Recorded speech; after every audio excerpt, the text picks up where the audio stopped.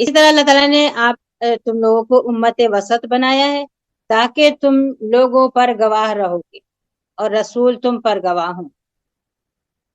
کس بات کی گواہی دینا ہے؟ حق پہنچانے۔ ہم گواہی دیں گے کہ ہم تک نبی کریم صلی اللہ علیہ وسلم نے حق پہنچایا تھا، نبی کریم صلی اللہ علیہ وسلم گواہی دیں گے کہ ہم نے امت تک حق پہنچا دیا، لوگ گواہی دیں گے کہ ہم نے حق پہنچا دیا۔ ہم میں سے ہر ایک کا کام ہے دعوت دینے کا، ہر ایک کی ذمہ داری ہے، جو دین جو شریعت اس کے پاس ہے اس کا علم حاصل کرنا ہے، اس کو دوسروں تک پہنچانا ہے، تاکہ دوسرے لوگ یہ گواہی دیں کہ ہاں انہوں نے ہم تک۔ کل کو ہمارا کوئی پڑوسی کوئی رشتہ دار دامن نہ پکڑے کہ ہمیں تو پتہ ہی نہیں تھا، ہمیں تو معلوم ہی نہیں تھا، ہمیں تو کسی نے بتایا ہی نہیں تھا، تو ہم بتا دیں گے تاکہ ہم یہ کہہ سکے کہ اللہ ہم تک جو پیغام آیا تھا وہ ہم نے تیرے بندوں تک پہنچایا۔ نبی کریم صلی اللہ علیہ وسلم کہیں گے کہ ہم نے جو لوگ تھے ہم نے ان تک پہنچایا تھا، پھر ان کے بعد والوں نے ان تک۔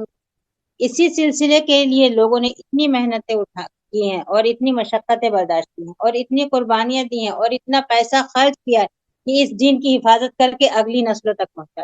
انہوں نے پیسہ کمایا نہیں ہے، اگر اس کام میں پیسہ کمانے کی فکر ہو جائے گی تو پھر یہ کام رک جائے گا، پھر آگے نہیں بڑھ سکے گا۔ اور وہی ہوا، اب جب ہم کو یہ فکر ہونے لگی کہ نہیں پیسہ کمانا ہے پیسہ کمانا ہے، تو ہم نے دین کا راستہ بالکل چھوڑ دیا، مدرسے بند ہونے لگے، دینی ادارے بند ہونے لگے، جو